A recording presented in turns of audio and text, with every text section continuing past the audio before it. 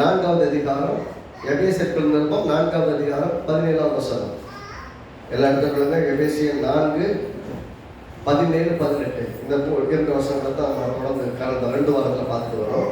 இந்த அடிப்படையில் எபேசியர் 4:17-18 ஆதலால் கர்த்தருக்குள் நான் உங்களுக்கு சாட்சி சொல்லி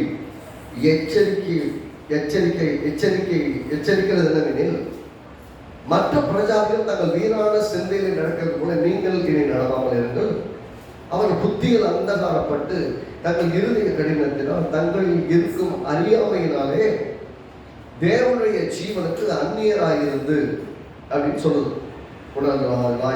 சுத்தங்களை மாவனுடைய நடப்பிக்கும்படிக்கு தங்களை காம விகாரத்துக்கு ஒப்பு கொடுத்திருக்கிறார்கள் என்று அப்படின்னு சொல்லி வரிசையா சொல்லிட்டே போறாங்க. நம்ம எதை முக்கியத்துவப்படுத்துகிறோம் என்று சொன்னால் 17ஆம் வசனத்தில் சொல்லப்பட்டிருக்கிற வீணான சிந்தை, வெயின் தாட்ஸ் சொல்லுவாங்க. வீணான சிந்தை கரப்டட் மைண்ட்ல ஏற்படக்கூடிய, மைண்டு கரப்ட் ஆயிடுச்சுன்னா இதைத்தான் பேசுகிறோம். மனம் குருடானால், பிளைண்ட் மைண்ட்ல இருந்து மனம் குருடாய் போனால் என்னென்ன பிரச்சனை வரும் என்பதை பார்த்துட்டு வரோம். அதுல முதலாவது பிரச்சனை பார்த்தோம் வீணான சிந்தை. இரண்டாவது பிரச்சனை பார்த்தோம் புத்தியிலே அந்தகாரம், அதாவது டார்க்கன்ட் அண்டர்ஸ்டாண்டிங், புரிந்து கொள்வதிலே பிரச்சனை, ஆனால் எல்லாத்துலேயுமே பிரச்சனை. மூன்றாவது இருதய கடினம், insensitive to God's presence, insensitive to God's word. தேவனுடைய வார்த்தையும் சரி, தேவனுடைய பிரசன்னமும் சரி, அதை உணரவே முடியாத ஒரு விதமாக இருப்பாங்க. அந்த மாதிரி நடக்குது. அப்புறம் அறியாமை அப்படிங்கிறத பற்றி பார்த்தோம். சொல்றோம் தங்களுக்கு இருக்கும் அறியாமையினாலே. இந்த 4 விஷயங்களை பற்றி பார்த்தோம். இன்னைக்கு இந்த 4 விஷயங்களிலும் இருந்து கர்த்தர் நம்மை எப்படி நம்மை விடுவிக்க கூடும் என்பதை வேதம் சொல்லுவதை பார்க்க போகிறோம். இந்த 4 விஷயங்களுடைய காரணம் என்னன்னு சொன்னால், மனுஷன் அந்தகாரத்தினால் நிறைந்திருக்கிறான். அவன் தேவனை அறியாத மனிதன் அந்தகாரத்தினால் நிறைந்திருக்கிறான். ஆவிக்குரிய வாழ்க்கையில் இருக்கிறவர்களுக்கும் அநேக சமயங்களில் அந்தகாரம் சூழ்ந்த மாதிரி இருக்குது. ஏன்னா அந்தகாரம்னா இருள், சுத்தி மேலே சுத்தினாச்சுன்னா ஒளி இருட்டாகும், ரைட்டா, வெளிச்சம் இருக்காது, அப்படி மாறிவிடும். அப்படி போன அநேகருடைய வாழ்க்கை அந்தகாரத்தில் இருக்கிறது. வேதம் அப்படியே சில சமயங்கள் இப்படியே சொல்லுது. ஏசாயா தீர்க்கதரிசி சமர்ப்பிக்கும் சங்கீதம் 82வது சங்கீதத்துக்கு திருப்பி கொள்வாங்க. சங்கீதம் 82ல தாவீது இப்படியாக சங்கீதம் 82ல எல்லாம் எடுத்துக்கொள்ளணும், சேர்ந்து வாசிக்கலாம். ஆசாப் தன்னுடைய சங்கீதத்தில் இப்படியாக சொல்லுகிறார், மிக தெளிவாக சொல்லுகிறார். பாருங்க 5ஆம் வசனம், சங்கீதம் 82:5 எல்லாம் சேர்ந்து வாசிப்போம். அறியாமலும் உணராமலும் இருக்கிறார்கள், எல்லாம் சொல்லுங்க, அந்தகாரத்தில் நடக்கிறார்கள், தேசத்தின் அஸ்திபாரங்கள் எல்லாம் வாசிக்கிறது. நீங்கள் தேவர்கள் என்றும் நீங்கள் எல்லோரும் உன்னதமானவரின் மக்கள் என்றும் சொல்லியிருந்தேன். ஆனாலும் நீங்கள் மனுஷரை போல சென்று லோக பிரபுக்களில் ஒருவனை போல விழுந்து போவீர்கள். திரும்ப வாசிப்போமே. அறியாமலும் உணராமலும் இருக்கிறார்கள். அறியாமை பார்த்தோமா, அறியாமல் உணராமலும் இருக்கிறார்கள். இது அது சொல்லிட்டு அந்த காலத்தில் நடக்கிறார்கள். இப்போ இந்த பார்க்கப்பட்ட மனம் குருடானவர்கள் எங்க இருப்பாங்க, எப்படி நடப்பாங்க, அந்த காலத்தில் நடப்பாங்க. அதான் இருள் சூழ்ந்த ஒரு நிலைமை. ஏன்னா ஒரு மனிதனுடைய அறியாமை, அந்த காலம் எப்படி வருது, அறியாமை, இயலாமை, கர்த்தரை குறித்த அறிவில்லை, தான் யாருங்கிற அறிவில்லை, தான் எப்படி இருக்கேங்கிற அறிவில்லை.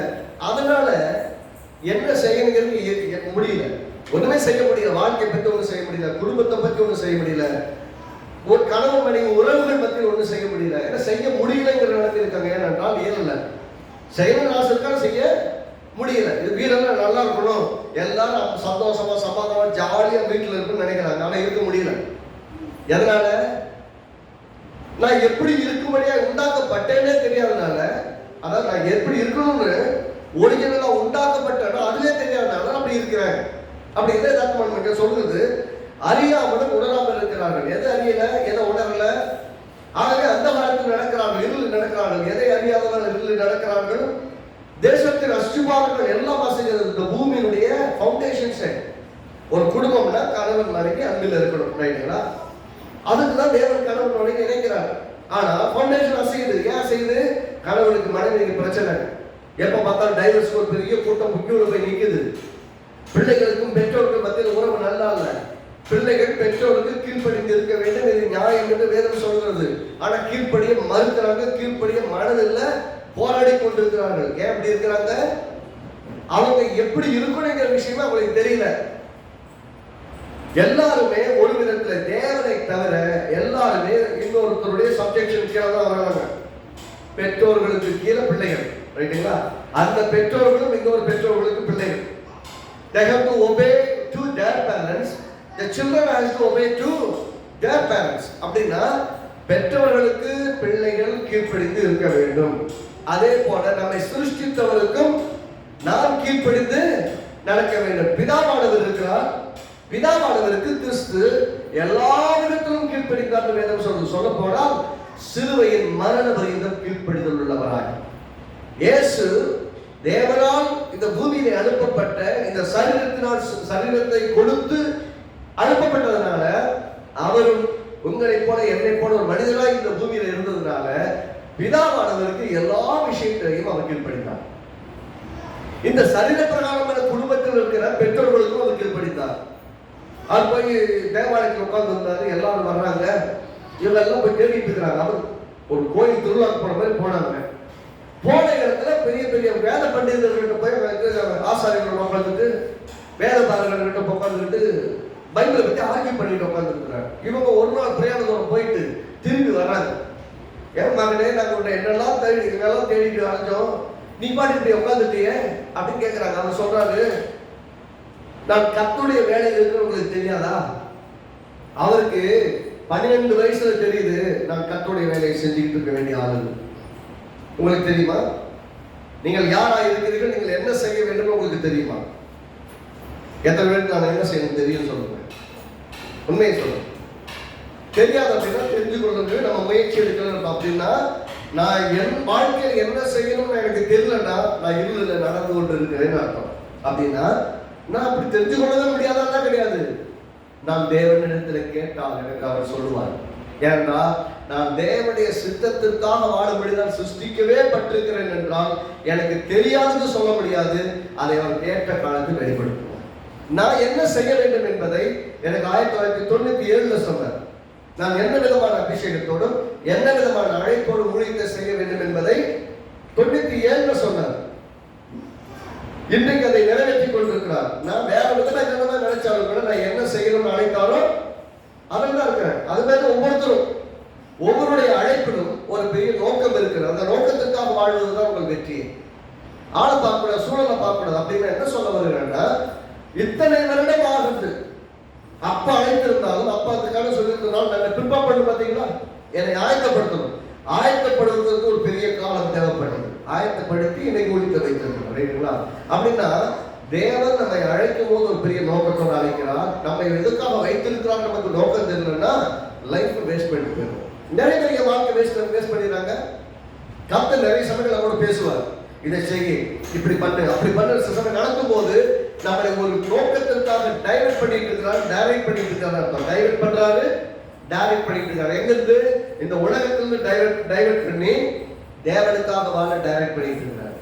அப்ப நமக்கு புரியணும், இதெல்லாம் செய்ய முயற்சி பண்றோம். சில காரியம் நான் இதை செய்யும்படி அழைக்கப்பட்டிருக்கிறாங்கிற கேள்வி கேட்டு பாருங்க. இங்க முக்கியமான விஷயம் என்ன சொன்னாங்கன்னா, நீங்கள் தேவர்கள் என்று, நல்லா கவனிங்க, எல்லாம் சொல்லுங்க, சேர்ந்து வாசிங்க. 6ஆம் வசனம், நீங்கள் தேவர்கள் என்றும் நீங்கள் எல்லாரும் உன்னதமானவரின் மக்கள் என்றும் நான் சொல்லியிருந்தேன்.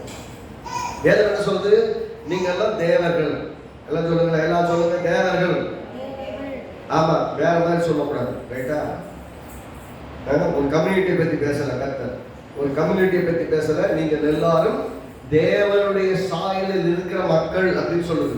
என்ன சொல்லுங்க? தேவ சாயலில் இருக்கிற தேவர்கள். தேவர்கள் என்ன அர்த்தம்? அவர் தேவன், அவர் தேவன். நீங்க எல்லாம் குட்டி தேவர்கள், அவரை மாதிரியே உண்டாக்கப்பட்டிருக்கிறவர்கள்.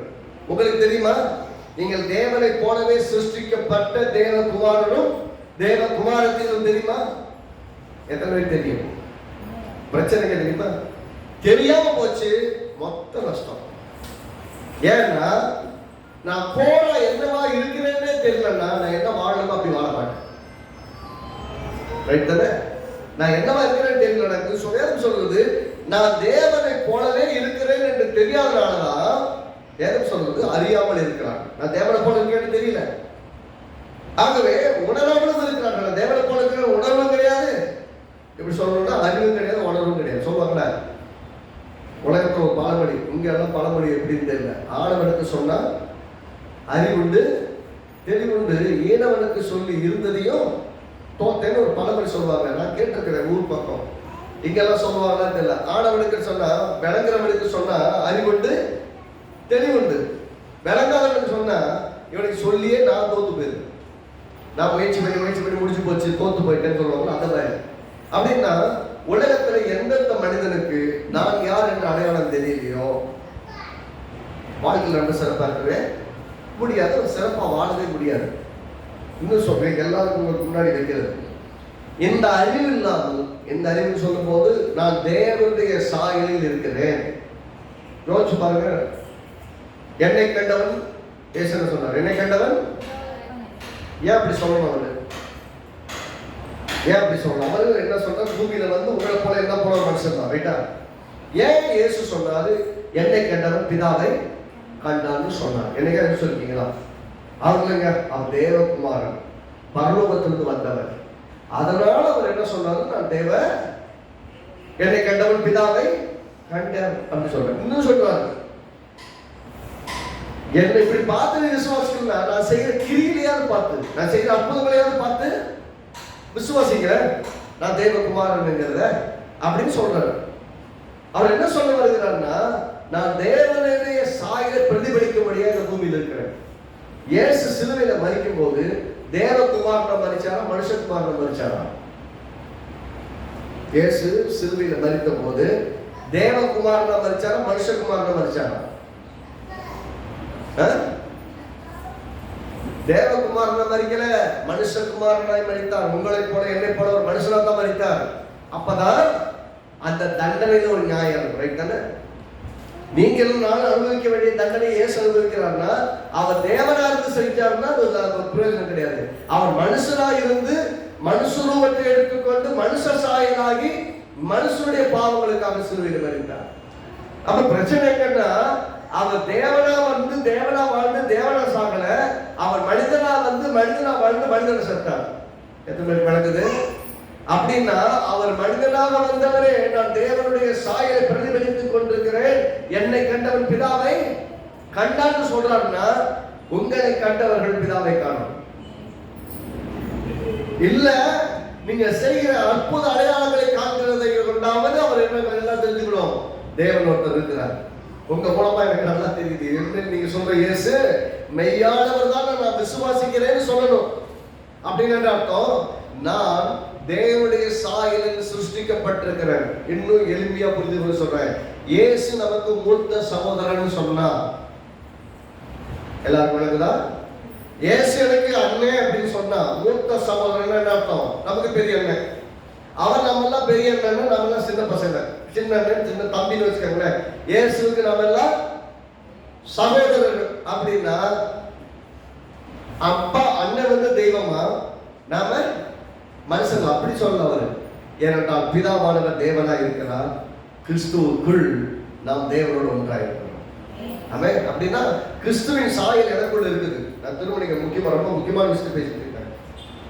கிறிஸ்துவின் சாயலில் நான் இருக்கிறேன் என்ற வெளிப்பாடும் வெளிச்சமும் நமக்கு எப்ப இல்லையோ சராசரி ஒரு மனுஷ வாழ்க்கை தான் வாழும். இங்க அர்த்தம் சொல்றாங்க, நீங்கள் தேவ லோக பிரபுக்கள் ஒருவரை போல வாழ்ந்து அவங்களை போல செத்து போவீங்க. அதான் உலகத்தில் இருக்கிறவனுக்கு உனக்கு எந்த வித்தியாசம் இருக்காது. உலகத்தில் இருக்கிறவன் வாழ்றான் சாகுறான், நாமளும் வாழ்றோம் சாகுறோம்னா என்ன வித்தியாசம்? மெய்யான தேவனை அறிந்து கொண்டே விசுவாசிக்கிற உள்ளத்தில் ஏற்றுக்கொண்டு அவன் எனக்கு வாழ்கிறான்னு சொல்லிட்டோம், அவருடைய சாயலில் சிருஷ்டிக்கப்பட்டிருக்கிறேன்னு சொல்லிட்டோம். முதல்ல தேவனுடைய ஆரம்பமே எப்படி வேதனை ஆரம்பிக்குது? ஆதாமை எப்படி சிருஷ்டித்தார்? தம்முடைய சாயலின்படியும் தம்முடைய 1வது அதிகாரம் விளங்கலன்னா வாழ்க்கையே விளங்காது. அந்த 1வது அதிகாரத்துல ஆதாமுக்கு விளங்காதனால்தான் மொத்த உலகமே விளங்காம போயிடுச்சு. ஆதாமுக்கு விளங்கல, அது அவனிருந்து வெளியே வந்த ஏமாளுக்கு விளங்கல, மொத்த உலகமும் கெட்டு போச்சு. நான் சொல்றேன், நீங்கள் எல்லா சூழல் மத்தியில் நிற்கும் போது இயேசு எழுந்திருச்சு வந்து காற்றையும் கடலை அகற்றும் போது என்ன அவிசுவாசிகளை ஏன் பயந்தீர்கள் கேட்கிறார். ஏன் நீ இதை செய்யலன்னு கேட்கிறார். அப்படின்னு அர்த்தம், நான் தான் இந்த காற்றையும் கடலையும் அதட்டி நிறுத்த முடியும் என்று நீ நினைத்தால் நீ தோற்று கொண்டிருக்கிறாய் இயேசு சொல்ற. நீ செய்ய வேண்டியத என்ன எழுப்புறியே, நானும் தான் கூட இருக்கிறேன், நான் பதறலையே. ஏன்னா இந்த காற்றும் கடலும் எனக்கு கீழ்ப்படின்னு எனக்கு தெரியும், உனக்கு தெரியுமா? அப்படின்னா அறியாமை, நான் சொல்றேன், அறியாமை, நான் தேவ சாயில் இருக்கிறேன் என்ற உணர்வு இல்லாத உணராமை நம்முடைய வாழ்க்கையை இருளில் வைத்து விடும். அறியாமையும் இயலாமை நம்மளால செய்ய முடியாது அப்படிதான் நினைச்சாங்க. பேதுரு என்ன நினைச்சாரு?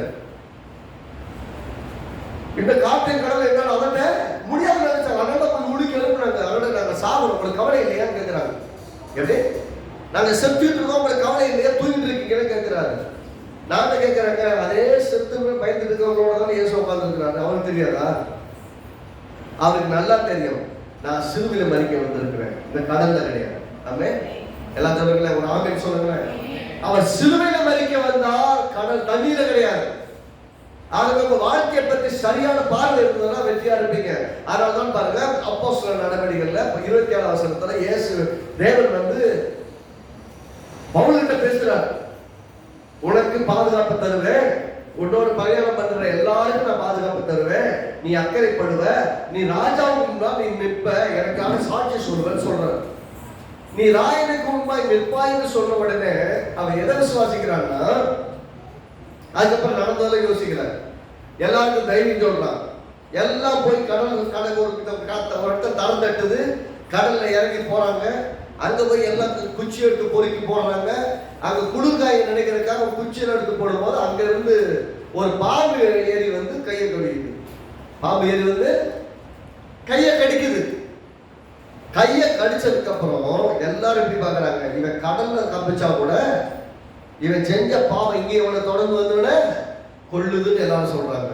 ஆனால் அந்த பாம்பை உதவி போட்டு ஒன்றாகாம உட்காந்து கொஞ்ச நேரத்துல வீக்கம் வந்து சாக போறான்னு எல்லாம் வெடிப்பா, எப்ப சாவான்னு வெடி பார்க்கறாங்க. அதற்கு மத்தியிலே நல்ல சுகத்தோடு இருக்கிறான். அதை பத்தி அவன் கவலையே படல. இவங்க சொன்னதை பத்தி கவலைப்படல. இப்படி நடக்கும் என்பது அவனுக்கு தெரியும், ஆனால் அதை பத்தி கவலைப்படல. ஏன்? அவன்கிட்ட சொல்லப்பட்டுச்சு, நீ ராயனுக்கு முன்பாய் நிற்பாய். எல்லாம் ஒரு ஆமென் சொல்லுங்க. நீ ராஜாவுக்கு முன்னாடி நிற்பேன்னு சொல்லிட்டாங்கன்னா வழியில எங்கேயும் சாக போறது இல்லை.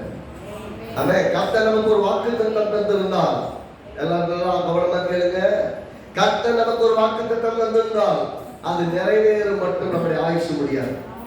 அது நிறைவேற வரைக்கும் கர்த்தர் நம்மளை நடத்துவார். எப்படி இருப்போம் தெரியாது, உடம்புல தலைமையில சவால்கள் எல்லாருக்கும் ஜெயிச்சுதான் போய் ஆகணும். ஆனால் நம்மை கொண்டு தேவன் நிறைவேற்ற விரும்பி இருக்கிறதை நிறைவேற்றும் வரைக்கும் கைவிடவே. ஆமா, இந்த உணர்வு நான் சொல்றது என்னன்னா, உணர்வு வேணும், அறிவு வேணும். அறிவு இல்ல, உணர்வு இல்லைன்னா டார்க்னஸ்ல இருக்கிறோம்னு அர்த்தம். அப்படின்னா கர்த்தர் அங்கிருந்து நம்ம எப்படி வெளியே கொண்டு வர இருக்கிறாங்கன்னா, இந்த உலகத்தில் வந்து மாம்ச சிந்தைன்னு சொல்லுவாங்க. ரோமர் கழுதல் நிருபம் 8ஆம் அதிகாரம்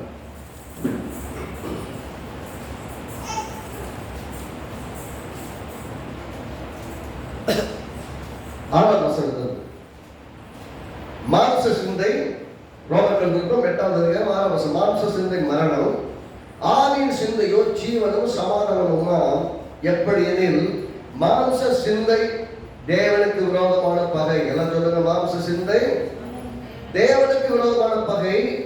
அது தேவனுடைய நியாயப்பிரமாணத்துக்கு கீழ்ப்படியாமலும், எல்லாம் சேர்ந்து வாசிப்போம், கீழ்ப்படியாமலும் கீழ்ப்படிய கூடாமலும் இருக்கிறது. கீழ்ப்படிய முடியல, தேவனுடைய வார்த்தையின்படி செய்யணும்னா முடியல, ஆயத்துக்கு வரணும்னா முடியல, ஆண்டவருக்காக வாழணும்னா முடியல. மற்ற எல்லாம் செய்ய சொல்லுங்க, டெய்லி கரெக்டா செய்வாங்க. கரெக்டா வேலைக்கு போவாங்களா போவாங்க, கரெக்டா சமைப்பாங்களா சமைப்பாங்க, கரெக்டா சாப்பிடுவாங்களா கரெக்டா சாப்பிடுவாங்க, எல்லாம் நடக்கும். கடவுளுடைய விஷயம் வரும்போது பார்த்தீங்கன்னா முடியாது. அது ஏன் முடியாதுன்னா டார்க் அண்ட் அண்டர்ஸ்டாண்டிங். என்ன சொல்ல, அந்த காலத்துல இருக்கு, உணர்வே கிடையாது. ஆண்டவரை தேடாத இந்த வாழ்க்கை நஷ்டிபாரமே கிடையாதுங்கிற விஷயத்துல உணர்வே இல்லை. இல்லாதவங்களுக்கு என்ன பண்ணுவீங்க? எத்தனை தடவை சொல்லுங்க, எப்படி பேசி பாருங்க, ஒன்றும் பண்ண முடியாது. உணர்வு இல்லாத அவருடைய இருதயம் இருளடைந்தது. என்ன சொல்லுங்க? உணர்வு இல்லாத இருதயம் இருளடை. அப்படின்னா உணர்வு இல்லாம போனா தான் இருதயமே இருளடை. Dark and understanding leads to darkness life. இங்க சொல்ற மாம்ச சிந்தை தேவனுக்கு விரோதமான பகை. அது தேவனுடைய நியாயப்பிரமாணத்துக்கு கீழ்ப்படியாமலும் கீழ்ப்படிய கூடாமலும் கீழ்ப்படியும் நினைச்சாம முடியல. அதனாலதான் நான் ரோமர்கள் நிருபம் 7ஆம் அதிகாரத்துல முன்னாடி அதிகாரத்துல அவர் சொல்றாரு.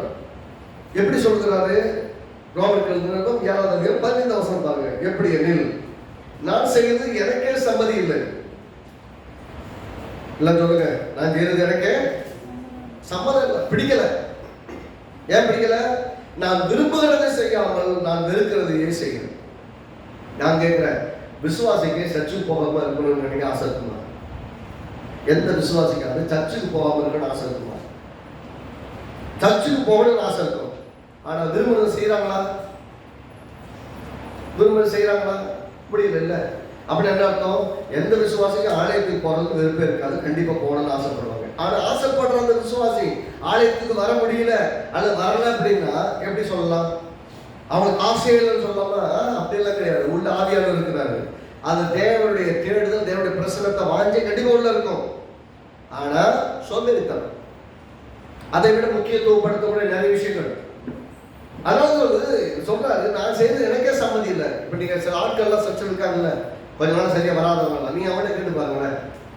நீ கேட்டாலும் சொல்லுவாங்க, வரணும்னு தான் ஆசை, ஆனா முடியும். நான் செய்யறது நீ செய்யறது உங்களுக்கு நியாயமா இருக்காங்க, எனக்கே தெரியும் நான் செய்யறது சரியில்லை சொல்லுவாங்க இல்லையா? இதே விஷயத்தை எல்லா விஷயத்தையும் கேட்டு பாருங்களேன்.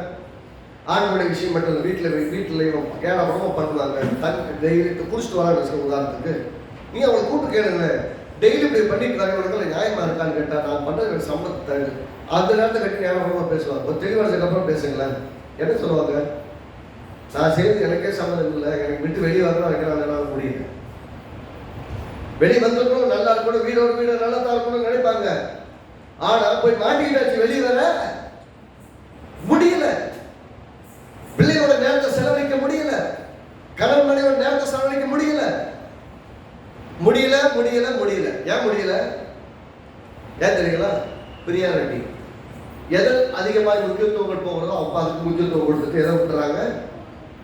செய்ய வேண்டியதை விட்டுறாங்க. அப்போ இங்க சொல்றது, நான் செய்யறது எனக்கே சம்மதி இல்லை அப்படின்னு அர்த்தம். கடவுளுடைய என் மனசுக்குள்ள ஆசை, கடவுளுக்காக வாழணும், கடவுளுக்காக ஏதாவது செய்யணும், கடவுளுக்காக கடைசி வரை அறிவித்து அவரை பற்றி பிரசங்கம் பண்ணி அவரை பற்றி எங்கேயாவது எல்லாருக்கும் ஆண்டவரை பற்றி சொல்லி எல்லாருக்காவது ஜெபம் பண்ணிட்டு அது ஊழியம் பார்த்துட்டு இருக்கும்போதே போய் சேர்ந்துருக்கும். எத்தனை பேருக்கு அந்த மாதிரி ஆசை இருக்கும் இல்லையா? ஆசை ஃபுல்லா இருக்கா? செய்ய முடியுதா? ஆசை ஃபுல்லா இருக்கும். செய்ய முடியுதான்னு பார்த்தீங்கன்னா மனசு நிறைய ஆசை இருக்கும். எனக்கு தான் ஆசை, டெய்லி வாக்கிங் போகணும், எப்படியோ தொப்பையெல்லாம் குறைச்சிடணும்னு எனக்கு ஆசை தான். மனசுல தான் தூக்கத்திலே நடந்தா தான் உண்டு. சொன்ன தூக்கத்தை பயம் வந்தா வேர்க்கும் இல்லையா? அப்படியே தான் வேர்வை வந்து உடம்பு குறைஞ்சா தான் உண்டு. தூக்கத்தில் ஓடணும் குறையுமா? சொல்லுங்க, எத்தனை கிலோமீட்டர் ஓடணும் குறையாது. ரைட்டா? படுத்துக்கிட்டு ஆசைப்பட்டுக்கிட்டே இருக்கிறனால ஒன்றும் செய்யவே முடியாது. இங்க சொல்றாரு, நான் செய்யறது எனக்கே பிடிக்கல. ஏன்னா சொல்றாரு, நான் விரும்புவதை செய்யல, விரும்பாததை செய்யல. எது பிடிக்கலையோ அதை நல்லா செய்யறேன், எது பிடிச்சிருக்கோ அதை செய்ய முடியல. நீ கேட்டு பாருங்களேன், எல்லா விசுவாசிகளுடைய வாழ்க்கையில எப்படி இருக்குதுன்னா, செய்யவும் நினைக்கிற செய்ய விடாதபடிக்கு ஒரு பெரிய போராட்டம் இருக்கிறத நீங்க பார்க்க முடியும். 10ஆம் வசனத்தை பாருங்க. அதனால் நான் விரும்புகிற நன்மையை செய்யாமல் விரும்பாத தீமையே செய்கிறேன். எல்லாம் சொல்றேன், நான் விரும்புகிற நன்மையை செய்யாமல் விரும்பாத தீமையே செய்கிறேன். நல்லது செய்யணும்னு ஆசை, நல்லது செய்ய வரமாட்டேங்குது. கெட்டது செய்யக்கூடாதுன்னு நினைக்கிறேன், அதை சிறப்பாக செய்யும். எத்தனை பேர் இந்த மாதிரி அனுபவிச்சிருக்கிறீங்க? கெட்டது செய்யறதுக்கு ஈஸியாக வரும், நல்லது செய்யணும் கை வராது, மனசும் வராது. நன்மை செய்கிற முடியாது. கெட்டது செஞ்சாங்களா பதிலுக்கு ஒருத்தர் அடிச்சாங்கன்னா பதிலுக்கு அடிக்கிறது வேகமாக வரும். ரைட் தானே? எத்தனை பேர் அந்த மாதிரி அனுபவிச்சிருக்கு? அடிச்சா திரும்ப அடிக்காம கை நிம்மதியா இருக்காங்க, கிள்ளிட்டா திரும்ப கிள்ளாம முடியாது. ஆனா யோசிச்சு பாருங்களேன், அதே இது அடிச்சவங்கிட்ட கையை கொடுத்து ஆல் தி பெஸ்ட் நல்லா அப்படின்னு சொல்லிப்பீங்களா நீங்க? யாரும் சொல்ல மாட்டேன்னு வச்சுக்கோங்களேன். ஏன்னா அடிச்சுட்டா பதில் கிடைக்கிறது. அதெல்லாம் பதில் மேல ஃபாஸ்டா நடக்க மாட்டேங்க. என்ன சொல்ல வரேன்னா, எதை செய்யக்கூடாதோ அதை ஈஸியா செய்ய வரும், எதை செய்யணுமோ அதை செய்யவே வராது. ஏன் வராதுன்னு சொன்னா, சுபாவத்தில் ஒரு பெரிய பாதிப்பு, எண்ணங்கள்ல பாதிப்பு, சீக்கிரம். அதை சொன்ன அறியாமையினால் ஏற்படக்கூடிய இயலாமையும் நம்மை அந்தகாரத்தில் வைத்திருக்கிறது. அதனாலதான் பார்த்தீங்கன்னா சில ஏரியாவில் நம்ம டார்க் ஏரியா மாதிரி இருக்கும். அந்த ஏரியாவில் உங்களை புரிஞ்சு கொள்ள முடியாது. ஏன் இப்படி இருக்கிறாங்க, ஏன் இப்படி செய்யறாங்க, எதுக்கு இப்படி இருக்கிறாங்க, நீங்க ஆலோசி பாருங்க. கடைசி வரைக்கும் 0 ஆன்சர் தான், ஒரு பதிலுமே கிடைக்காது. சில நல்லா இருக்காங்க, சில இப்படி இருக்காங்க, ஏன் அப்படி இருக்காங்க யோசிச்சு பாருங்க, ஒன்றும் வேண்டாம். கடைசி வரையும் நான் நிறைய பேர் ஆராய்ச்சி பண்ணி பார்த்துட்டு எனக்கு கண்டுபிடிச்சதான் 0 ரிசல்ட் தான். இல்லை எனக்கு என்னதான் பண்றாங்கன்னு புரியுது இல்லை. நான் புரியாத விஷயம் ரொம்ப மண்டையை போட்டு உடைக்கிறது கிடையாது. பணத்தில் உள்ள எங்கள் பிதாவை பார்த்து கொண்டு போயிருந்தான். அதுக்கு மேலே போராடுறதே கிடையாது. போராடுறதுக்கு எனக்கு பலனும் கிடையாது. இதுக்கு செலவழிக்கிற நேரத்தில் எனக்கு உண்மையை செலவழிக்கலாம், பிரயோஜனமா இருக்கும். அதுதான் நம்முடைய எண்ணம். நல்ல கவனிங்க, அந்தகாரத்தில் இருக்கிறோம், இயலாமையில் இருக்கிறோம். அது அறியாமையும் இயலாமையும் நம்மை அந்தகாரத்தில் வைத்திருக்கிறது. சொன்னோம்னா they are all walking in darkness. ஏன்னா அவங்க தேவ சாயலில் இருக்கிறாங்க. பேசி ஆகணும், காட் கைண்ட் ஆஃப் லைஃப்னு ஒன்று பேசி ஆகணும். அது விசுவாசிகள் எல்லாருக்கும் விளங்கி ஆகணும். தேவரகமான ஒரு வாழ்க்கையை நம்ம வாழ்ந்தே ஆகணும். கடவுள் எப்படி இருக்காரோ அப்படித்தான் வாழணும். இயேசு வந்து இப்படித்தான் வாழணும் அப்படின்னு காமிச்சிட்டு போயிட்டாரு. நாம யார் வழி வாழ்ந்துட்டு இருக்கோம்னா, முந்தினாதாம் படி வாழ்ந்துட்டு இருக்கிறோம். பிந்தினாதாம் படி வாழணும். பிந்தினாதாம் தான் real establishment of who the man is. மனுஷன் எப்படி இருக்கணும்னா இயேசு தான் காமிச்சார். ஏன்னா ஆதாம் பாவம் செஞ்சதுக்கு அப்புறம் தான் பிள்ளைங்க பிறந்தாங்க. நம்ம எல்லாம் பார்த்த சந்ததிகள் எல்லாம் பார்த்தீங்கன்னா, முதல் பிள்ளையே பாவத்தில் விழுந்த அப்பாவை தான் பார்த்தாரு. பாவத்தினால் கரைவிடாத ஒரு அப்பான்னா ஆண்டவராக இயேசு தான் ரியல் மேன். அவரை பார்த்து அவர் மாதிரி வாழ்ந்து பாருங்களேன். அவர்கிட்ட கத்துக்கிறது நிறைய இருக்கு. அவர் பாருங்க, யாரை குற்றம் சாட்டினாரு? யாரை குற்றம் சாட்டினாரு? நல்லா வாழ விடாதவன் தான் குற்றம் சாட்டினார் இல்லையா? நன்மை செய்யாதவன் தான் குற்றம் சாட்டினார். வெள்ளை அடைக்கப்பட்ட கல்லறை அது இதுன்னு இருக்கிறார். ஆனா தப்பு பண்ணிட்டு வந்து நிக்கிறவன பாருங்க, ஆமா மனம் உருகுறார். வியாதி எடுக்கிறவனை பார்த்தா மனம் உருகுறார். விலங்கின பார்த்தா மனம் உருகுறார். அப்படின்னா பிரச்சனை இருக்கவனை பார்த்து மனதுருக்கணும், பிரச்சனை இருக்கவனை வாழ விடாமல் தடுக்கிறவன் மேல் கோபமும் கற்றுக்காட்டினார். அதுதான் உண்மையான இயேசு. அப்படின்னா அர்த்தம், நீங்க நல்லா இருக்கணும் என்பதில் தேவன் மிகவும் பிரியப்படுறார். நீங்க நல்லா இருக்க கூடாதுன்னு நினைக்கிறவங்க மேல கர்த்தர் கோபப்படுறார். அவங்கள ரொம்ப நாள் என்டர்டெயின் பண்ணிட்டு இருக்க மாட்டார். இதுல நம்ம புரிந்து கொள்ள வேண்டியதுதான், செய்ய முடியும், செய்யணும்னு நினைக்கிறவங்க செய்ய முடியல. காரணம் என்ன? இயலாமை, அறியாமை, அறியாமையினால் இயலாமை, இயலாமையினால் அந்த காலத்தில் இருக்கிறோம். அப்படின்னா இது ஒரு செக்யூரன்ஸ். நீங்க உங்களுக்கு தெரியலன்னா அந்த ஏரியாவில் உங்களால் எதுவுமே செய்ய முடியாது. இப்போ உங்ககிட்ட கொடுத்து இந்த கணக்கை டேலி பண்ணி உங்கள்கிட்ட கொடுங்கன்னு சொல்லி போட்டு கொடுத்த என்ன கொடுங்க, இல்லை பிச்சு அதை பிடிச்சி போட்டு என்னன்னு பார்ப்பீங்க. பாஸ்டர் எனக்கு புரியல, நீங்களே பார்த்துருக்கேன், எனக்கு இது வரங்கள. சிலர் என்ன பண்ணுவாங்க, முயற்சி பண்ணிட்டு கொஞ்சம் கண்டுபிடிக்க பார்ப்பாங்க. ஆனால் டேலி பண்ணிடுவாங்க. இது எப்படி பண்ணீங்கன்னு கேட்டால் சொல்ல தெரியாது. ஏன்னா பண்ணிட்டாங்க, ஏதோ செஞ்சுட்டாங்க அப்படின்னு இருக்கும். ஆனால் புரிஞ்சுட்டு செஞ்சாங்க பார்த்தீங்கன்னா, ஏதோ பண்ணேன், ஏதோ வந்துச்சு போச்சு, புரிஞ்சுட்டு சொன்னது அப்படி கிடையாது. இது இப்படி பண்ண, இப்படி பண்ண, இப்படி பண்ண, இதை பண்ண, இதெல்லாம் டோட்டல் பண்ணிக்க, அதை மைனஸ் பண்ணிக்க, இதுதான் டோட்டல்னு சொல்லிடுவோம். அது ஈஸியாக புரிந்து செய்கிறவங்களுக்கு ஈஸியாக இருக்கும். புரியாமல் செய்கிறவங்களுக்கு ஏதோ பண்ணிட்டு இருப்பாங்க. அது எதுவுமே உண்மையா வேலைக்காக உண்மை புரியவே புரியாது. இதில் சொல்ற மாதிரி தான், நான் செய்யணும்னு ஆசைப்படுறேன், செய்ய முடியல. ஆனால் செய்ய வேண்டியதை செய்யாமல் செய்யத்தகாத செய்கிறேன். அதை சொல்லிட்டு 20 சொல்றது, நான் அப்படி ரோமர் 7:20 சொல்றேன், அந்தபடி நான் விரும்பாததை நான் செய்தான், நான் அல்ல எனக்குள்ளாய் வாசமாயிருக்கிற பாவமே அப்படி செய்கிறது. எல்லாம் சொல்லுங்க, எனக்குள் வாசமாயிருக்கிற பாவமே. இது எப்படி இருக்கு பாத்தீங்களா? நான் அல்ல எனக்குள் வாசமாயிருக்கிற பாவம். நான் செய்யறது நல்லா செய்ய, எனக்கு கர்த்தருடைய வார்த்தையின்படி செய்யணும்னு ஆசை, கர்த்தருடைய வார்த்தையின்படி எல்லாம் பண்ணணும்னு ஆசை, ஆனா செய்ய முடியல. ஏனென்றால் நான் அல்ல எனக்குள் வாசமா இருக்கிற பாவமே அப்படியே செய்ய வைக்கிறதுன்னு சொல்லுகிறார். இப்ப ரோமர் 8:7 சொல்லுங்க, 7 வாசிப்போம். அப்படி எப்படி என்றால், மாம்சம் என்பது தேவனுக்கு விரோதமான பாதை. அது தேவனுடைய நியாயப்பிரமாணத்துக்கு கீழ்ப்படிய கூடாமலும் இருக்கிறது. நல்லா செய்யணும்னு முடிஞ்சா நினைச்சா கூட செய்ய முடியறதுல காரணம் என்ன? இருள். எபேசியர்கள் நிருபம் 6ஆம் அதிகாரம் என்ன சொல்றது? எபேசியர்கள் நிருபம் 6ஆம் அதிகாரத்துல அப்போஸ்தலனாகிய பவுல் இப்படியாக சொல்லுகிறாரு. ஏன் இந்த மாதிரி இருக்குது அப்படிங்கிறது ஒரு ரீசன் சொல்றாரு. சொல்லும்போது 6:12 ஏனெனில் மாம்சத்தோடும் ரத்தத்தோடும் அல்ல, துணைத்தனங்களோடும் அதிகாரங்களோடும் இவர் பிரபஞ்சத்தின் அந்தகார லோகாதி அப்படின்னா அந்தகார லோகாதிபதி அல்ல, இருளின் ஆதிக்கத்தினால் நிறைந்திருக்கிற பகுதியினுடைய ஆளுகைக்குரியவர்களுடைய காரணத்தினால இப்படி இருக்குன்னு சொல்றாரு. பிசாசி எப்படி செயல்படுறது நம்முடைய அறியாமையை நல்லா புரிஞ்சுக்கணும். எல்லாம் கவனிங்க.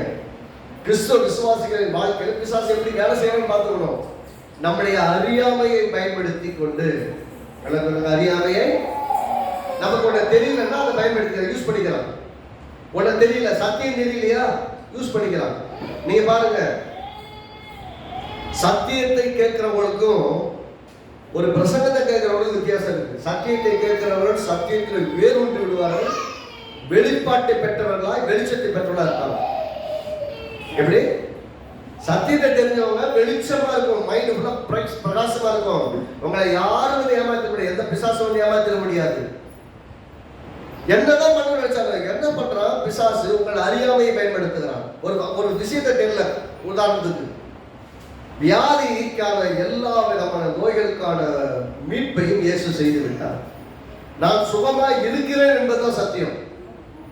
ஒரு சுகமா இருக்கிறேன் என்ற சத்தியம் விளங்கலன்னா ஆகவே சுகம் இல்லை, நீங்க ஜெபம் பண்ணுங்க, எல்லாத்தையும் ஜெபம் பண்ணுங்க. ஆனா நான் சுகமா இருக்கிறேன், என்னுடைய நோய்களை எல்லாம் இயேசு பரிகரித்து விட்டார், இயேசு என்னுடைய ராஃபாவா இருக்கிறார் என்று அறிந்திருந்தேன்னா என் ஜெபம் எப்படி இருக்கிற ஆண்டவரே, இன்றைக்கு நான் இந்த சரித்திர உணர்வு இந்த வியாதியுடைய தன்மைகள் எல்லாம் நீ ஏற்கனவே சிலுவையிலே சுமந்தவைகளாக இருக்கபடியால் இயேசுவின் நாமத்தில் சுகத்தை நான் எடுத்துக்கொள்கிறேன். இந்த வியாதி என்னை விட்டு நீங்க நான் கட்டல கொடுக்கிறேன்னு சொல்லுவீங்க. அப்படி இல்லைன்னு என்ன சொல்லுவீங்க? ஏசப்பா இந்த எல்லா வியாதியெல்லாம் போகலான்னு நான் சுகமாக நாட்டவரு அப்படின்னு உடனே 4 பேர் கால் பண்ணுவீங்க. ஜப கோபுரம்பாங்க, அதும்பாங்க, அவங்கம்பாங்க, இவங்கம்பாங்க, எல்லாரும் கால் பண்ணிட்டு இருப்பீங்க. எல்லாரும் எனக்காக ஜபம் பண்ணுங்க அப்படின்னு. அறிந்தவர்கள் விசுவாசித்து எடுத்துக்கொள்வார்கள், அறியாதவர்கள் ஆள் தெரிவித்திருப்பாங்க. புரியுதுங்களா?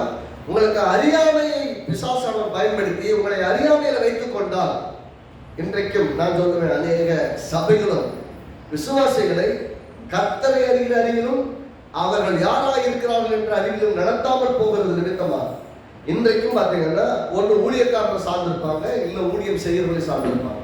அவங்க தனியா நின்று ஒரு வெற்றியான வாழ்க்கை வாழ அவங்களுக்கு தெரியாது. சொல்லி பாருங்களேன், நீங்க தனிமையில நின்று வெற்றியான ஒரு வாழ்க்கை வாழத்தான் அழைக்கப்பட்டிருக்கீங்க. அப்போஸ்தலனாகிய பவுல் அழைத்தப்போ அவனை தனியா அழைத்து எல்லாருக்கும் ஊழியம் செய்ய வச்சாங்க. அது யாரையும் சார்ந்து கொண்டு இல்லை, 12 டிசிஷன் கூட இருந்தா நான் பண்ணுவேன்னு சொல்லல. இவர் போய் தனியாத்தான் முழு உலகத்துக்கு ஊழியத்தை செஞ்சார். அப்படின்னா உங்கள் அழைப்பு தேவனோடு இருக்கும்படியாகத்தானே ஒழிய எந்த மனிதனையும் சார்ந்து இருப்பதற்காக இல்லை. இங்க கவனிங்க, எப்போதும் பிசாசு நம்முடைய வாழ்க்கை எப்படி வேலை பார்க்கிறான்? நம்முடைய அறியாமையை பயன்படுத்தி கொண்டு, அந்த அறியாமையினால் நமக்கு இருக்கிற இயலாமையும் முடியல, செய்யணும்னு நினைக்கிற செய்ய முடியல, ஜெபிக்கணும்னு நினைக்கிற ஜெபிக்க முடியல, வாழணும்னு நினைக்கிற வாழ முடியல, கர்த்தருக்காக ஊழியம் செய்யணும்னு நினைக்கிற செய்ய முடியல, கர்த்தருடைய சமூகத்தை தேடணும்னு நினைக்கிற தேட முடியல அப்படின்னு 1000 ரீசன்களை சொல்லிட்டு நம்முடைய இயலாமை இருக்கு இல்லையா, அந்த இயலாமையும் பயன்படுத்தி கொண்டு நம்ம எப்பயுமே ஒரு இருட்டு வீட்டில் வச்ச மாதிரி வச்சிருக்கோம், அந்த காலத்திலே வச்சிருக்கோம். நம்ம ரட்சிக்கப்பட்டவங்க அந்த காலத்தில் வச்சிருக்க முடியுமா? ஈஸியா வச்சிருக்க முடியும். எங்க சத்தியத்தை அறிவீர்கள், சத்தியம் உங்களை விடுதலையாக்கும்.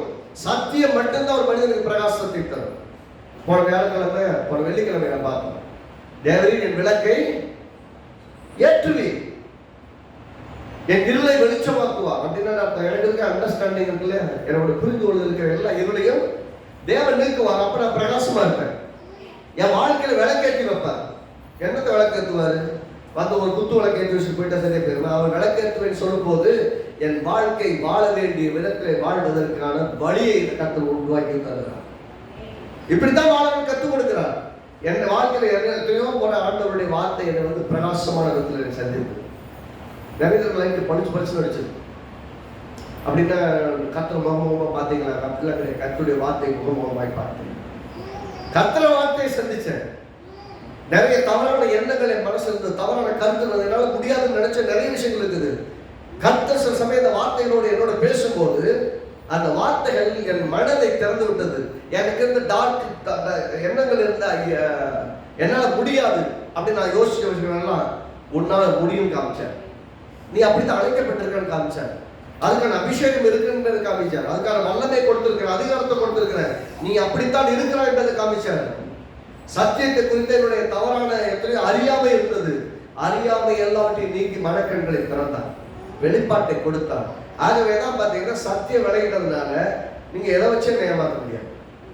எதை வச்சு என்ன ஏமாற்ற முடியாது. நீங்க சொல்றதெல்லாம் எப்படின்னா நீங்க எப்படி வேணா கிட்ட வந்து சொல்லி பாருங்க, அவ்வளவு ஈஸியா வேணும். அதெல்லாம் கர்த்தருடைய வார்த்தையோட ஒத்து போகாது, எதோட ஒத்து போறது.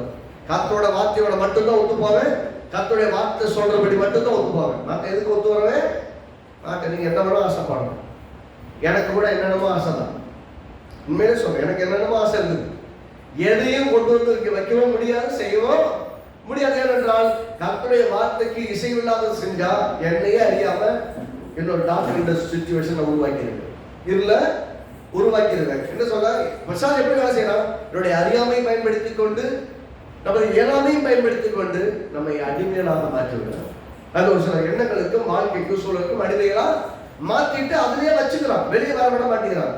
ஏசாயா 44:18 பாத்தீங்கன்னா, அறியாமலும் உணராமலும் இருக்கிறார்கள், அவருடைய கண்கள் இருதயம் அடைக்கப்பட்டு இருக்கிறது என்று சொல்லும்.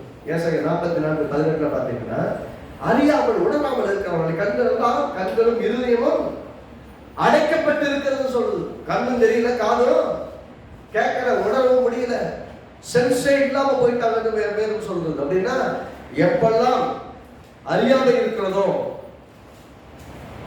எப்பெல்லாம் அறியாமைன்னா கர்த்தரை குறித்த அறிவில்லாமை, சத்தியத்தை குறித்த அறிவில்லாமை, நான் யார் என்பதை குறித்ததான அறிவில்லாமை, என் குடும்பம் எதற்கு கொடுக்கப்பட்டிருக்கிறது அறியாமை, என் ஆலயம் எதற்கு என்பதை குறித்ததான அறியாமை, என் உறவுகள் எதற்கு கொடுக்கப்பட்டிருக்கு என்பதை குறித்த அறியாமை, என் பிள்ளைகள் எதற்கு கொடுக்கப்பட்டிருக்காங்க என்ற அறியாமை, என் பெற்றோர்கள் ஏன் இருக்கிறார்கள் என்பதை குறித்ததான அறியாமை, எங்களை எல்லா சூழலும் முடியாதவங்களா மாற்றிடும், பலவீனப்படுத்திடும். ஒரு நல்ல வெற்றியான குடும்பம் இராது, ஒரு வெற்றியான சபை இராது, ஒரு வெற்றியான தலைமைத்துவம் இருக்காது. நான் ஏன் அந்த வேலையில் இருக்கிறேன்னா, ஏதோ போற ஏமாத்திட்டு வந்த வரைக்கும் செய்ய வேலைக்கு கொடுக்க சம்பளம் இதை செஞ்சா போகணும் நீங்க நினைச்சீங்கன்னா பரலோகத்துக்கு தான் பார்க்கறாங்க. அது அறியாமை. அப்ப என்னன்னா, என்ன கடவுள் பார்க்கிறான்னு வேலை செய்ய ஆரம்பிச்சீங்கன்னா கடவுளுக்காக வேலை செய்வீங்க. கொடுக்கிற காசுக்கு வேலை செய்ய வேண்டிய கடவுள் வேலை செய்வீங்க. கடவுள் நீதியாய் நமக்கு நியாயம் செய்கிறவர், நீதியாய் நமக்கு பலன் அளிக்கிறவர். அவர் எல்லாரும் நீங்க செஞ்ச வேலைக்குரிய காம்பன்சேஷன் பெருசா தருவார். உங்களை கடுமையா வேலை வாங்கும் போது சந்தோஷமா செய்யுங்க, அதுக்குரிய ஈடு கட்டக்கூடிய விதத்துல காட்ட செய்வார். அப்படி நேரத்தில் உங்கள் மனம் தப்பா யோசிச்சுன்னா அறியாம இருளில் இருக்கீங்கள். உங்களை இருளில் நடக்கலாம். உங்களை இயலாமையை பயன்படுத்திக்கிட்டு நம்ம இந்த விஷயம் ஒன்றுமே செய்ய முடியல, வேற வழி இல்லாம செய்யணும்னு நினைச்சீங்கன்னா நீங்கள் இருளில் தள்ளப்பட்டுருவீங்க. அப்படின்னா அறியாமை, இயலாமை, இது அடிமைத்தனத்தை விட்டுவிட்டோம். நம்மளால உதாரணத்துக்கு ஒரு பாவம் இருக்காங்க, இது தப்புன்னு தெரியல செய்தான்னு வச்சுங்க. இது தப்புன்னு தெரியல, இதனுடைய கான்சிக்வன்ஸ் தெரியல. நான் இப்படி கேட்கிறேன், முதலா இந்த குடிக்கணும்னு ஆரம்பிக்கிறவங்க ஃபுல்லாக ஃப்ரெண்ட்ஸோட சேர்த்து ஆரம்பிப்பாங்க. அப்போ ஜாலியாக தெரிஞ்சாங்க. அதை செஞ்சதுக்கு அப்புறம் அது எங்க பாதிக்கும்? கொஞ்ச நாளுக்கு அப்புறம் மாட்டிக்குவாங்க. இது செஞ்சா கொஞ்ச நாளுக்கு அப்புறம் மாட்டிக்குவோன்னு தெரியுமா? தெரியும், சில சமயம் தெரியாது. சார் அறியாமையில் ஆரம்பிப்பாங்க. அப்ப கொஞ்ச நாளுக்கு அப்புறம் முடியாது, இயலாமை, வெளியில் வரணும்னு எடுத்தா வர முடியாது.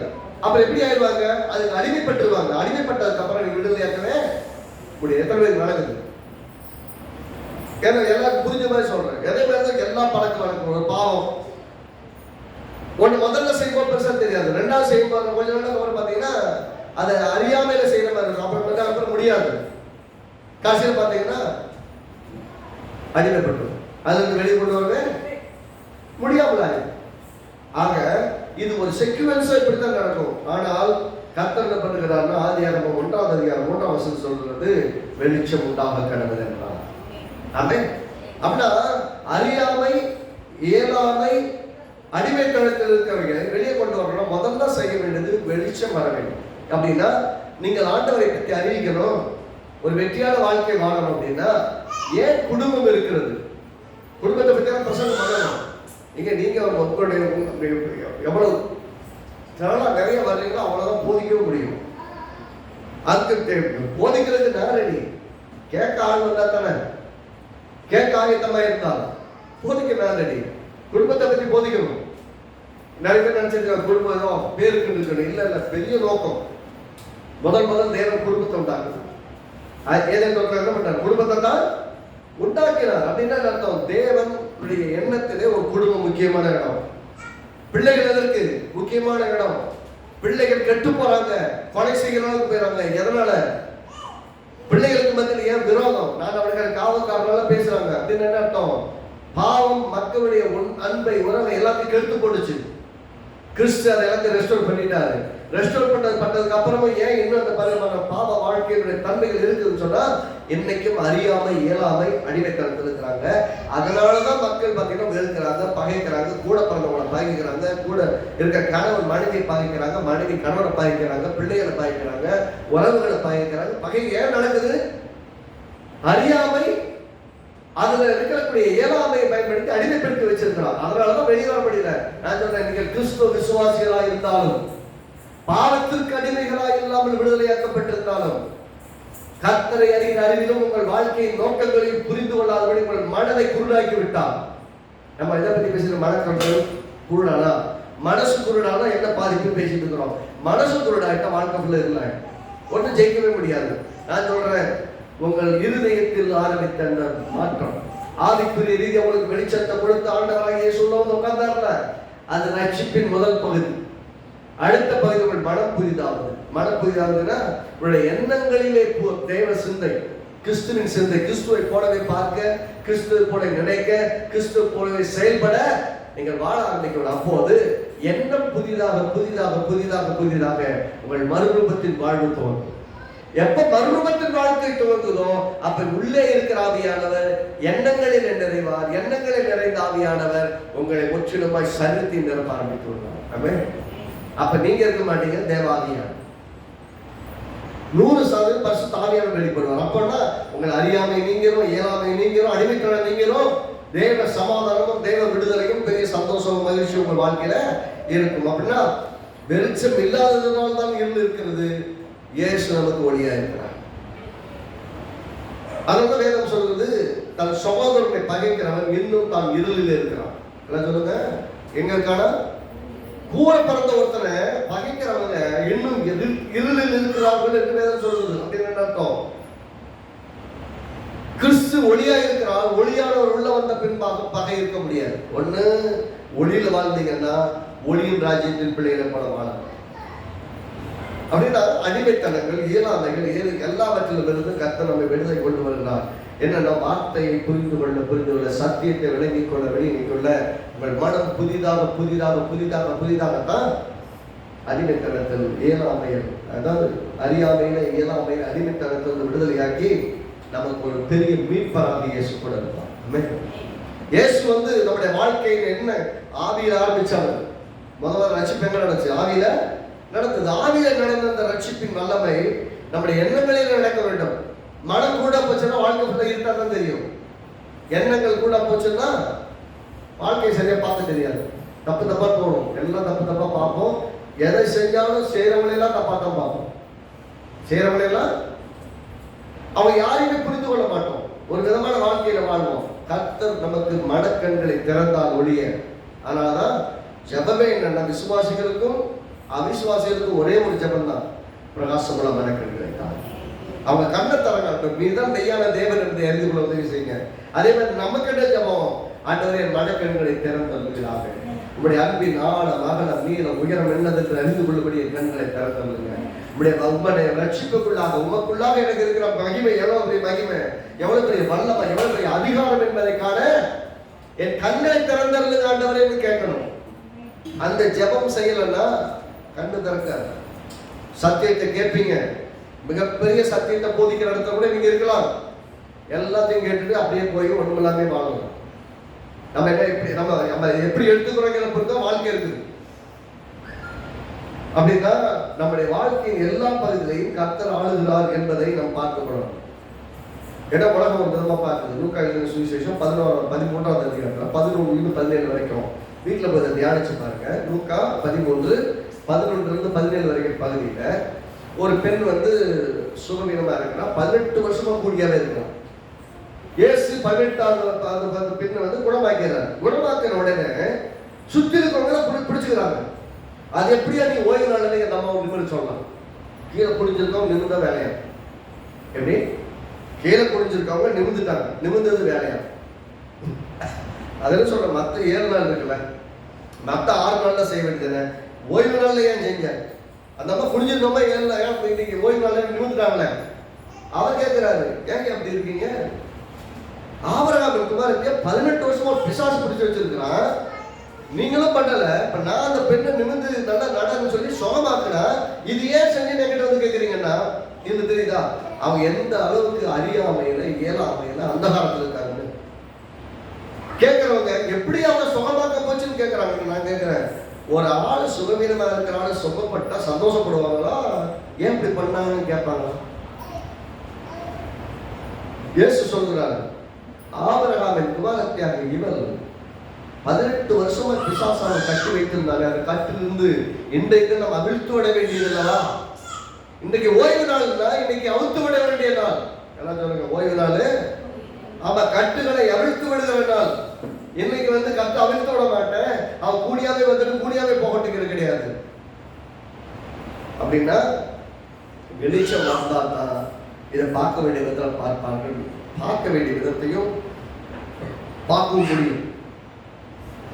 அறியாமையை இயலாமையை நீக்கி அந்தகாரத்திலிருந்து அடிமைத்தனத்திலிருந்து கர்த்தர் விடுதலையாக்குறார்.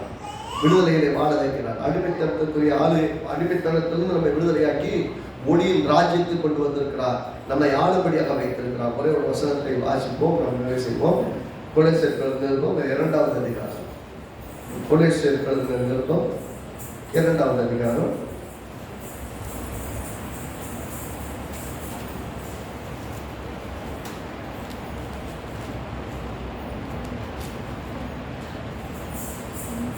15வது வசனம்.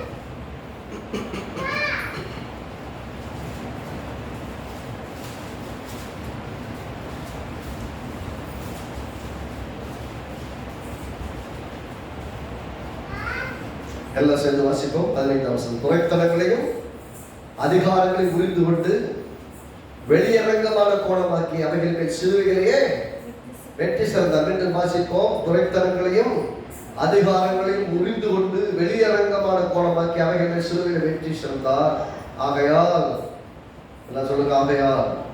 ஆகையால் ரொம்ப முக்கியம். ஏன்னா அதனால இதெல்லாம் போஜனத்தை ஆகிலும் வானத்தை ஆகிலும் குறித்து பண்டிகை நாளையும் மாத பிறப்பையும் ஓய்வு நாளையும் குறித்தாவது ஒருவனும் உங்களை குற்றம் சாட்டாதிருப்பானாக. என்ன சொல்றாரு? நமக்கு எதிராக இருந்த கட்டளைகளின் விரோதமாக இருந்த கையெழுத்தையும் குறைத்த நமக்கு நடுவில்லாதபடி சிலுவையில் ஆணியடித்து துரைத்தனங்களை அதிகாரங்களை எல்லாம் உரிந்து கொண்டு பிசாசுடைய எல்லா வல்லமையும் உரிந்து கொண்டு அவனை வெளியரங்கமான கோலமாக்கி சிலுவையின் மேல் வெற்றி சிறந்தபடியால் இப்போ உங்களை யாரும் குற்றம் சாட்ட முடியாது. நீங்க 1ஆம் தேதி போறீங்க, நீங்க ஞாயிற்றுக்கிழமை ஆராதனைக்கு போறீங்க, எல்லாம் சனிக்கிழமை பண்ணணும், அதெல்லாம் பேச முடியாது. ஏனென்றால் வேதம் சொல்கிறது, ஆகையால் போஜனத்தை குறித்தும் பானத்தை குறித்தாவது பண்டிகை நாளையும் மாத பிறப்பையும் ஓய்வு நாளை குறித்தாவது ஒருவனும் உங்களை குற்றப்படுத்தாது இருப்பானாக. என்ன கிறிஸ்துமஸ் 25ஆம் தேதி கொண்டாடணுமா அப்படின்னு கேட்டாங்க. ஆமா கொண்டாடணும். 25ஆம் தேதி இயேசு பிறந்தாரா எங்களுக்கு தெரியாது. ஆனா அப்படிப்பட்ட நாள் ஒண்ணுதான் பிறந்தாரு, பூமியில மனுஷனா வந்தாரு. பிறந்தாருல வந்தாரு, வந்ததுனால கொண்டாடுறோம். அப்ப என்னதான் சொல்ல வரீங்க? இயேசு என்கிற மாபெரும் மீட்பர் பூமிக்கு வந்தது உண்மை. அந்த நாளை நாங்கள் அவருக்காக விசேஷித்துக் கொள்கிறோம். நம்ம நாட்கள் விசேஷித்துக் கொள்கிறவன் கர்த்தருக்காக விசேஷித்துக் கொள்கிறோம். ஈஸ்டர் அன்னைக்கு அன்னைக்கு உயிரோடு இருந்தாரா? ஒரே டேட் வர மாறி மாறி வருது. கிறிஸ்துமஸ் ஈஸ்டர் ஒரே, குட் ஃப்ரைடே ஈஸ்டர் ஒரே மாதிரி வராது, தெரியல. ஒவ்வொரு வருஷமும் மாறும். அப்படின்னா ஒவ்வொரு வருஷம் ஒரு நாள் என் உயிரோடு இருந்திருப்பார் உங்க இயேசு. அப்படின்னா என்ன சொல்றது? நாங்கள் அந்த இயேசு மரணத்தை ருசித்தது உண்மை, ஆகவே குட் ஃப்ரைடே கொண்டாடுறோம். நாங்கள் என்ன பண்றோம்? இயேசுடைய பாவங்களுக்காக மரித்த நாளை நாங்கள் நினைவு கூர்ந்து பாவங்கள் எல்லாம் சிலுவையில் தொங்கினதை பார்க்கிறேன். இயேசு உயிரோடு இருந்தபோது நானும் அவரோட உயிரோடு எழுந்ததை நினைவு கூறுகிறேன். நம்ம உன்னதத்தில் பிதாவின் வலது பாசம் உட்கார்ந்ததை நினைவு கூறுகிறேன். ஆமென். அப்படின்னா எல்லாமே எனக்கு முக்கியம். ஒவ்வொன்றையும் கர்த்தருக்காக முக்கியத்துவப்படுத்தும் போது அது முக்கியமான நாளாய் மாறுகிறது. இதுல அறியாமை எங்க? மற்றவங்க கேள்வி கேட்கிறாங்க, அதை அறியாமை கேள்வி கேட்கிறாங்க, அவங்களால முடியல, அதனால இயலாமை இருக்கிறாங்க, அதனால புத்தி கெட்டு போச்சு, அவன் அந்தகாரத்தில் இருக்கிறாங்க. அவங்களை பற்றி பேச வேண்டியது. நாம வெளிச்சமா இருந்தா போதும், நாம தெளிவா இருந்தா போதும். எந்த பேர் நான் சொல்றது நடக்குது. நம்முடைய வெளிச்சம் இருளாகாதபடிக்கு பார்த்துக் கொள்ளணும். நம்முடைய வெளிச்சம் இருளாகாதபடிக்கு பார்த்துக் கொள்ள வேண்டும். கர்த்தர் கவனமா இருக்கிறார். கர்த்தர் நல்லவர். ஆமென். எந்த சூழல் இருந்தாலும் கிறிஸ்துவை விசுவாசித்தால் நாம் அடிமைப்பட்டு இருக்க போவதில்லை. கர்த்தரை விசுவாசிக்கிறவர்கள் எப்போதும் ஒளியிலே நடப்பார்கள். இருளானது அவர்களை பற்றிக் கொள்வதில்லை என்று வேதம் சொல்றது. ஆகவே கர்த்தராகிய இயேசுவை விசுவாசித்து அவருடைய வார்த்தையை உள்ளத்தில் வைத்திருக்கிறவர்கள் ஒருபோதும் இருளிலே நடப்பதில்லை, வெளிச்சத்திலே நடப்பார்கள். ஆகவே அறியாமை இருந்தால், அறியாமையினால் இயலாமை இருந்தால், இயலாமை உங்களை அடிமைத்தளத்தில் கொண்டு போய் வைத்திருந்தால், உங்கள் புத்தியிலே அந்தகாரம் இருக்கிறது நிமித்தமாகத்தான் எல்லாமே நடக்குது. இப்போ லைட் எங்க அடிக்கணும்னா என்ன புத்தியில் அடிக்கணும். இப்போ கர்த்தருடைய வார்த்தையை கேட்க கேட்க கேட்க கேட்க நானே இப்ப கேட்கிறேன். இந்த இடத்துல வந்து நீங்கள் வார்த்தைகளை கேட்க ஆரம்பித்த பின்னாடி எத்தனை காரியங்கள் இருக்க தவறான கருத்துக்கள்லாம் நீங்க இருக்கு இல்லையா? அப்படி தொடர்ந்து கேட்க கேட்க கேட்க நமக்கு இருக்கக்கூடிய அறியாமைகள் எல்லாம் நீங்கிரும், ஒளி பிரகாசிக்க ஆரம்பிச்சிடும். அந்த ஒளி பிரகாசிக்க ஆரம்பிச்சதுக்கு அப்புறம் அதை டார்க்னஸ் வராம பார்த்துக்கிறது நம்ம வேலை. சத்தியம் வழங்கினதுக்கு அப்புறம் சத்தியம் வழங்காத மாதிரியே வாழக்கூடாது. அப்படி நடந்தீங்கன்னா அதை விட மோசம் வரணும் கிடையாது. ஆமென். எல்லாரும் ஆண்டவரை நோக்கி பார்ப்போமே. கர்த்தர் நமக்கு செய்த உபகாரங்கள் பெருசு, கர்த்தருடைய தயவு பெருசு, காருண்யம் பெருசு. அந்த பெரிய தயவு கிருபையை நாம் நினைத்து பார்ப்போம்.